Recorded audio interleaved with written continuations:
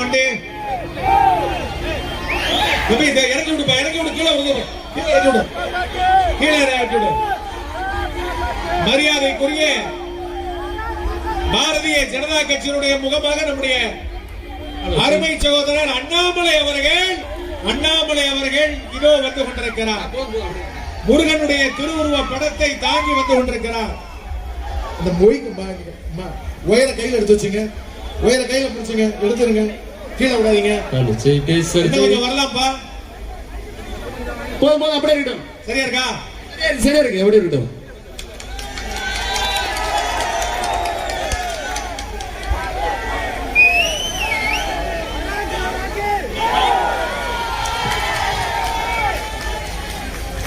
Mic அங்க இருக்கு பாரு, கொடுங்க, மைக் மேல கொடுங்க. தமிழகத்தில் கடந்த 5 ஆண்டுகள்ல மட்டுமே எத்தனை குற்றங்கள் நடந்திருக்குன்னு ஒரு நிமிஷம் யோசிச்சு பாரு. கடந்த 5 ஆண்டுகள்ல பெண்களுக்கு எதிரான கொடுமை ஒரு நிமிஷம் யோசிச்சு பாரு. பெண்களுக்கு எதிரான கற்பழிப்பு வழக்குகள் மட்டுமே வன்கொடுமை தமிழகத்தில் கடந்த 5 ஆண்டுகள்ல 2080 வழக்கு. 2080 சகோதரிகள் கற்பழிக்கப்பட்டிருக்கின்றனர். அந்த குடும்பம் சிதைக்கப்பட்டிருக்கிறது. அந்த தலைமுறையே ஒழிச்சிருக்கிறாங்க. 2080 தமிழகத்தினுடைய 5 ஆண்டு கால அரசியல் சரித்திரத்தில் 2080 கற்பழிப்பு வழக்குகள் பதிவு செய்யப்படவில்லை. எத்தனை படுகொலைகள்? 8008 பேர் கொல்லப்பட்டிருக்கின்றார்கள். படுகொலைகள் இதெல்லாம் ஸ்டாலின் ஐயா பேச மாட்டார். எத்தனை சின்ன குழந்தைகளுக்கு எதிரான கொடுமைகளை போக்சோ சட்டத்தில் காவல்துறை அதிகாரிகள் போக்சோ சட்டத்தில் பதிவு பண்ணுவாங்க. 39,900 வழக்குகள். அதுல போக்சோல ரேப் மட்டுமே 7,000 வழக்குகள். அருமை சொந்தங்களை எதற்கு இதெல்லாம் சொல்றேன்னா உங்களுக்கு ஞாபகப்படுத்த வேண்டியது கடமை. தமிழர்கள் நாம் ரொம்ப நல்லவங்க. தேர்தல் நேரத்தில் வந்து காலில் விழுந்தா போனா போய் தொலைச்சு போயின்னு சொல்லிட்டு ஒரு ஓட்டை போட்டுட்டு ஐயா, இந்த 5 ஆண்டு காலமாக நடந்திருக்கக்கூடிய கொடுமையை தாய்மார்கள் நீங்கள் மன்னிக்க கூடாது. எங்கேயோ ஒரு இடத்துல ஒரு குழந்தைக்கு நடந்திருந்தாலும் கூட நம்ம குழந்தை தான். கிருஷ்ணகிரியில 3 வயது குழந்தைக்கு பாலியல் வன்கொடுமை நடந்திருக்கு. திராவிட முன்னேற்ற கழகத்தினுடைய இளைஞர்களுடைய பொறுப்பாளர் முக்கிய குற்றவாளினா அது நம்ம குழந்தை தான். திருவண்ணாமலையில ஏற்கனவே சொன்னது போல 65 வயது மூதாட்டிக்கு பாலியல் வன்கொடுமைனா நம்ம பாட்டி தான்.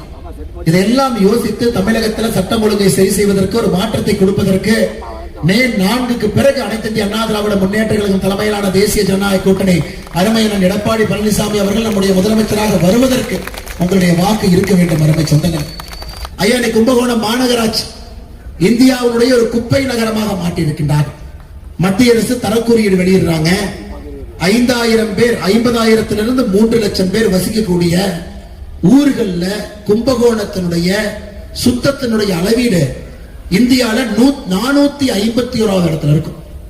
50,000 பேர்த்திலிருந்து 3 லட்சம் பேர் வசிக்கக்கூடிய ஒரு ஊர் கும்பகோணம். அந்த கேட்டகரியில் நம்ம வச்சிருக்கிறோம். 451வது இடத்துல கும்பகோணம் சுத்தத்தில் இருக்கு. எப்படி மத்திய அரசு குறியீடை கொண்டு வர்றாங்க? குப்பைகளை பிரிக்கும் முறை, மக்கும் குப்பை, மக்கா குப்பை பிரிச்சு போடுறோமா? வீட்டில் உற்பத்தி ஆகக்கூடிய குப்பையை கும்பகோணத்துக்குள்ளேயே அதை மறுசுழற்சியில கொண்டு வர்றோமா? கும்பகோணத்துக்கு இருக்கக்கூடிய பாதாளமையா சென்ற மாதம் 13ஆம் தேதி நான் பார்த்தேன். புனித மகாமக குளத்துல கழிவு நீர் கலந்தது, ஜாண்டிஸ் வந்துச்சு. அதெல்லாம் ஒத்துக்கவே மாட்டாங்க. ஐயா, இவங்களுக்கு என்னன்னா யாராவது இறந்து போய் மருத்துவமனையில் வந்தா கூட போஸ்ட்மார்ட்டம் பண்ணி இதுக்கும் அதற்கும் சம்பந்தம் இல்லை அப்படிமா. கும்பகோணத்தினுடைய புனித மகாமக குளத்துல கூட ஒரு கழிவு நீர் கலந்திருக்கக்கூடிய அவலமான செய்தியை பத்திரிகையில் நான் படிச்சேன். திருவண்ணை மருதூர்ல கோவிச்செழியன் அவர்கள் அவருடைய ஒரே சாதனை என்னன்னா உதயநிதி ஸ்டாலினுடைய காலில சாஷ்டாங்கமாக விழுந்ததுதான் ஒரே சாதனை. இவர் வயசு என்ன, உதயநிதி ஸ்டாலின் வயசு 10 வயசுக்கு மேல உதயநிதி ஸ்டாலினுடைய வயசு அதிகம். என்ன தன்மானம் கேட்டா வந்து திராவிட மாடல் அரசு எங்களுக்கு என்று தனி தன்மானம் இருக்குன்னு சொல்றாங்க. காலில் சாஷ்டாங்கமாக விழுந்திருப்பதை நம்ம எல்லோரும் பார்த்தோம். அருமை சொந்தங்களே, எல்லோரும் ஒரு விஷயத்தை நாம் புரிந்து கொள்ள வேண்டும். கும்பகோணத்தை தனி மாவட்டமாக அறிவிப்போம். எத்தனை நாள் கதைங்க?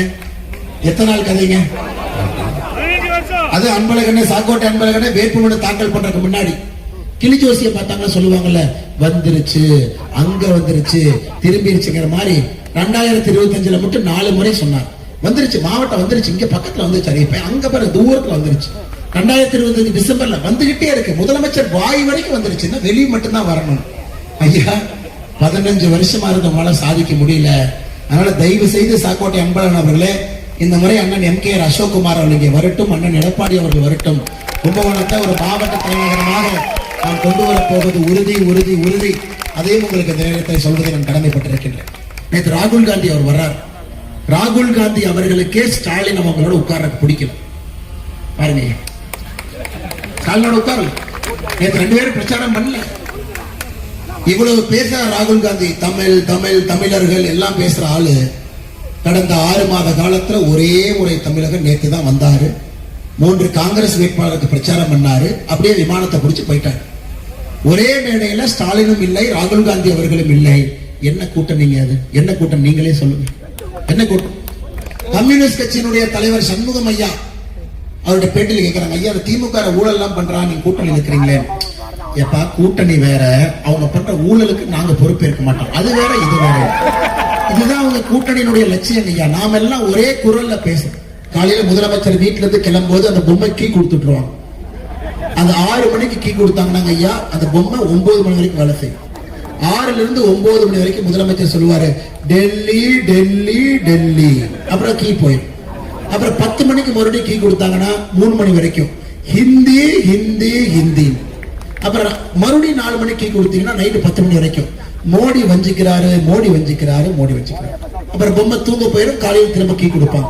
ஐயா, நீங்க சொல்லுங்க, 5 ஆண்டுகள்ல இதை தவிர முதலமைச்சர் என்ன பேசினாரும் தயவு செஞ்சு யாராச்சும் கிட்ட சொல்லுங்க. டெல்லி ஹிந்தி மோடி வஞ்சிக்கிறார், இத 3ஐ தவிர என்ன பேசினாரும் சொல்லுங்க. பிரச்சாரம் செய்வது திராவிட முன்னேற்ற கழகத்துல 3 பேர், வேற யாருமே உங்களுக்கு பிரச்சாரம் பண்ணல. காங்கிரஸ் பிரச்சாரம் கிடையாது, ராகுல் காந்தி பிரச்சாரம் பண்ணல, கம்யூனிஸ்ட் கட்சியினுடைய அகில இந்திய தலைவர் பிரச்சாரத்துக்கு வரல. 3 பேர் பிரச்சாரம் பண்றாங்க. ஆனா இன்னைக்கு ஐயா, நான் ஒரு பாரதிய ஜனதா கட்சியினுடைய தொண்டனாக அண்ணன் எடப்பாடி பழனிசாமி அவர்களுக்கு 94 தொகுதியில் நான் பிரச்சாரம் செஞ்சிருக்கேன். 94 தொகுதியிலேயே நம்முடைய கூட்டணி ஜெயிக்கும், கூட்டணியினுடைய தர்மம், அதுல எந்த மாற்று கருத்தும் இருக்கக்கூடாது என்கின்ற ஒற்றை கருத்தில் நம்ம கூட்டணி விட்டு கொடுத்து திராவிட முன்னேற்ற கழகத்தை விரட்ட வேண்டும். அதற்கு என்ன செய்ய வேண்டுமோ எல்லாம் செய்யும். அருமை சொந்தங்களே, இந்த பொருந்தாத கூட்டணியை தயவு செய்து எந்த இடத்திலும் கூட நீங்க எங்கேயும் ஜெயிக்க வச்சிடாங்க. இந்த 3 தொகுதியிலும் கூட இவர்களுக்கு நீங்க வரலாறு காணாத ஒரு தோல்வியை கொடுக்கணும். மோடியை என்னங்க தப்பண்ணார்? தமிழ்நாட்டினுடைய பாராளுமன்ற எண்ணிக்கையை உயர்த்தினார். 39 இருந்து 59, 50% உயர்வு. கேரளா பாத்தீங்கன்னா 20 இருந்து 30, 50% உயர்வு. கர்நாடகா 28 இருந்து 42. அருமை நண்பர் தேஜஸ்வி சூர்யா கர்நாடகாவுடைய தெற்கு தொகுதி எம்பி போன் பண்ணார், பிரதர் பார்லிமெண்ட்ல பேச போறேன், ஹாப்பி தான் அப்படின்னா. நான் சொன்னேன், பிரதர் 39 இருந்து 59 கொடுத்திருக்கிறாங்க. கடைசியா 1973 மறுவரை வரை நடந்த பொழுது இந்தியாவுடைய மொத்த எம்பிக்கள் 20ஆக உயர்த்தினாங்க. 525 இருந்து 545 உயர்த்தப்பட்டுச்சு. ஐயா, இப்ப நியாயப்படி தமிழ்நாட்டுக்கு 2 கிடைச்சிருக்கும். நான் சொல்றது 1973 காங்கிரஸ் மேல திமுக கீழே. அன்னைக்கு கடைசியாக தொகுதி மறுவரை 20ஆ உயர்த்தணும். 525 இருந்து 545 சீட். அன்னைக்கு கருணாநிதி என்ன பண்ணாரு தெரியுங்களா? எங்களுக்கு எக்ஸ்ட்ரா எதுவும் வேண்டாம், 39 இருந்த தமிழ்நாடு இப்பவும் 39 இருக்கு, 41 பேருக்கு. திமுக காரன் இல்லைன்னு சொல்லுங்க. 1973 தொகுதி மறுவரையில 20 சீட்டு உயர்த்தப்பட்ட போது தமிழ்நாட்டுக்கு 2 கொடுத்தும் கூட கலைஞர் கருணாநிதி அவர்கள் வேண்டாம் என்று சொன்னார். இன்னைக்கு 20 மோடிஜி 20 உயர்த்துறார், தமிழ்நாட்டுக்கு 50% உயர்த்துறார். எந்த மாநிலத்தினுடைய உரிமையும் பெடுங்க. ஆனா திமுகவுக்கு என்ன பிரச்சனை? கனிமொழி கருணாநிதி அவங்க பார்லிமெண்ட்டுக்கு போகணும் குடும்பத்திலிருந்து. தமிழச்சி தங்கப்பாண்டியன் அவர்கள் குடும்பத்திலிருந்து பார்லிமெண்ட்டுக்கு போகணும். ஆனா இளமதி சுப்பிரமணியம் அவர்கள் பார்லிமெண்ட்டுக்கு போக கூடாது. முதல் தலைமுறை பட்டதாரி, ஊர்ல இருந்து கிராமத்திலிருந்து இவங்க பெண்கள் போகக்கூடாது, குடும்ப பெண்கள் போகணும். ஆனால் அருமை சொந்தங்களே, அது ஒரு இருட்டு நாள். நேற்றுக்கு முன்தினம் பாராளுமன்றத்தில் நம்முடைய மசோதாவை தோக்கடிச்சுட்டாங்க. எல்லோரும் சேர்ந்து வெற்றி பெற செய்திருக்க வேண்டும். அதையும் நீங்க மனசுல வச்சுக்கணும். தயவு செஞ்சு நீங்க அதை மறந்து விடக்கூடாது என்று அன்போடு இந்த நேரத்தில் கேட்டுக்கொள்கின்றேன். அடுத்துங்க ஐயா, இதெல்லாம் கும்பகோணம்னா கோவில். நேத்தான் பார்த்தேன், என்னடா கமலஹாசன் காணவே காணா, தேர்தலே களை கட்டலையே, நம்ம பாட்டுக்கு வெயில்ல போய் பேசிட்டு இருக்கிறோம், மக்கள் வெயில் நிக்கிறாங்க, கமலண்ண காணாமே. நேற்று கிளம்பி வந்தார், நேரா சேகர் பாபண்ண வண்டியில் ஏற்றினார். ராஜராஜ சோழனை விட குடமுழுக்களே அதிகமாக செய்திருப்பது அண்ணன் சேகர் பாபுனார். யார போய் யாரு கிட்ட பாருங்க. சேகர் பாபு அவர்கள் ராஜராஜ சோழன் பேரரசை விட குடமுழுக்கு அதிகமா பண்ணிருக்காருங்களா? ஐயா, கமலஹாசன் அவரே, வாங்கின காசு கரெக்டா பேசிட்டு போயிருக்கு. எதுக்கு எக்ஸ்ட்ரா? ஒரு ராஜ்யசபா சீட்டு எலெக்ஷன் பிரச்சாரத்துக்கு ஒரு செக் கொடுத்தாங்க, அதுக்கு மட்டும் பேசிட்டு போயிட்டே இருக்கு. டார்ச்சை உடைச்சு, டிவியை உடைச்சு, நீங்க 6 வருஷமா அநியாயம் பண்ணி ஒரு கட்சி ஆரம்பிச்சு லோக்சபா தேர்தலில் போட்டியிட மாட்டோம். இன்னைக்கு அண்ணன் கமலஹாசன் அவர்கள் சேகர் பாபு ஏத்துக்கிட்டு அறநிலைத்துறையினுடைய அமைச்சர், அவருக்கு ராஜராஜ சோழனை விட அதிக குடமுழுக்கு. இதாங்க ஐயா, இப்படிதாங்க ஐயா பிரச்சாரமே பண்றாங்க. 5 வருஷமா தமிழ்நாட்டு மக்களுக்கு என்ன பண்ணீங்க? சத்தியமா இதுவரைக்கும் யாரு பேசி நான் கேட்க. ஸ்டாலின் ஐயா அவர்களே 5 வருஷத்துல தமிழ்நாட்டுல கஞ்சா புழக்க வழக்கத்தில் ஆரம்பித்து 3 லட்சம் பேருக்கு அரசு வேலை கொடுப்பேன்னு சொன்னீங்க. 3 லட்சம் பேருக்கு நான் சொன்னீங்க தேர்தல் வாக்குறுதி 3,50,000 பேருக்கு அரசு வேலை. எத்தனை அரசு வேலை கொடுத்தீங்க? 94,000. திமுக காரர் சொன்னார், அண்ணே நாங்க எதுவுமே செய்ய மாட்டேன்னு தெரியும், 94,000 கொடுத்ததுக்காக ஒரு பாராட்டு பண்ணுங்க அண்ணே. தம்பி நீ 94,000 கொடுத்ததுக்கு நான் பாராட்டு சொல்லியிருப்பேன். ஆனா ரிட்டையர் ஆனது 1,05,000 பேர் இல்ல. 1,05,000 பேர் தமிழகத்திலே 5 ஆண்டுகள்ல அரசு பணியிலிருந்து ஓய்வு பெற்றிருக்கின்றார்கள். அந்த 1,05,000 நீ நிரப்பல, அதுலயே 94,000 நிரப்பி இருக்கிற.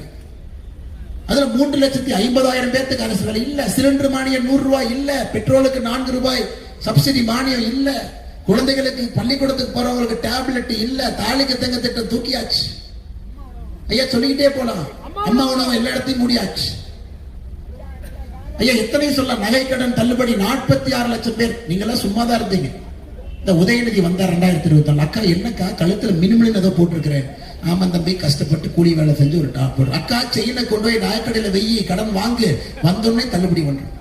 அதை நம்பி 46 லட்சம் சகோதரிகள் நகை கடன்ல போய் வச்சாங்க. ஐயா இன்னைக்கு 13 லட்சம் லோன் தான் கிளியரே ஆயிருக்கு. 35 லட்சம் நகை 5 வருஷம் பத்திரமா பேங்குக்குள்ள அப்படியே மாட்டிருக்கு பாருங்க. அதனால உதயநிதி ஸ்டாலின் அவர்கள் இப்ப இந்த தேர்தல் கொஞ்சம் பொய் பேசாம இருக்காரு. நீட்ட வந்தா தூக்கிடுவோம், என்னைய ரகசியம், ரகசியத்தை அப்புறம் சொல்லுவோம். அதனால இவர்கள் சொல்வதெல்லாம் பொய் பொய் பொய் பொய்யை தவிர வேற எதுவுமே இல்ல. இந்த ஊர்ல ஒருத்தர் 2 பேர் இல்ல. புலால் சிறையில தனி பிளாக் கட்டி தான் உள்ள வைக்கணும். செந்தில் பாலாஜி 471 நாள் அமைச்சராக.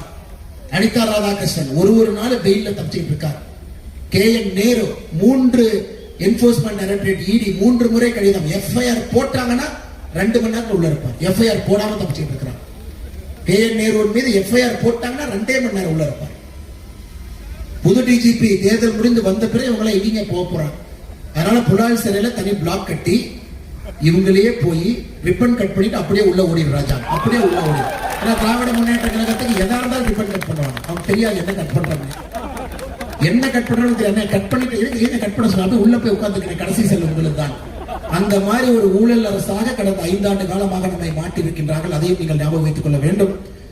தலைவர் தங்க கென்னடி அவர்கள், கும்பகோணம் சட்டமன்றத்தினுடைய தொகுதி பொறுப்பாளர் அண்ணன் சதீஷ்குமார் அவர்கள், கும்பகோணம் சட்டமன்றத்தினுடைய தொகுதி அமைப்பாளர் அண்ணன் சாமுவேல் அவர்கள், முன்னாள் மாவட்ட தலைவர் என்னுடைய பெயர் இருக்கக்கூடிய அதனுடைய தலைவர் தங்க கென்னடி அவர்கள், கும்பகோணம் சட்டமன்றத்தினுடைய தொகுதி பொறுப்பாளர் அண்ணன் சதீஷ்குமார் அவர்கள், கும்பகோணம் சட்டமன்றத்தினுடைய தொகுதி அமைப்பாளர் அண்ணன் சாமுவேல் அவர்கள், முன்னாள் மாவட்ட தலைவர் என்னுடைய பெயர் சுதர்சன் ஐயா அருண்குமார் அவர்கள், தினேஷ் அவர்கள், அதேபோல் அனைத்து இந்திய அண்ணா திராவிட முன்னேற்ற கழகத்தின் நிர்வாகிகள், முன்னாள் சட்டமன்ற உறுப்பினர் பாராளுமன்ற உறுப்பினர் பாரதி